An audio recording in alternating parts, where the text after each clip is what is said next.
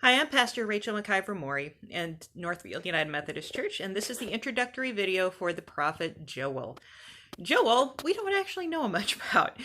He's very, very difficult to date, in part because the events narrated don't seem to have a strong historical linkage with one period or another. So various scholars have either put him very, very early or very late, even post-exilic, so after the Babylonian exile.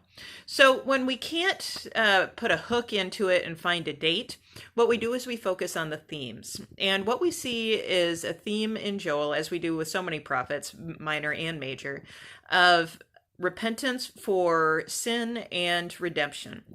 And what prompts the repentance is some sort of cataclysmic something, an invasion, a famine. In this case, in the prophet Joel, we see an invasion of locusts. So that's some pretty graphic reading.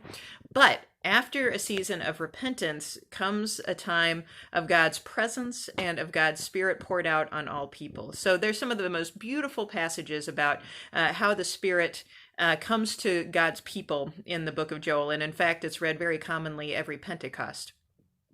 As with all of our books, you're invited to think about where is God in what I am reading, what ideas, thoughts, or concepts are challenging to me and why, and in what way is the world around me or my own life connecting with the text.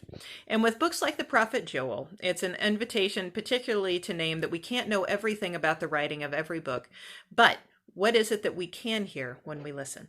Thanks.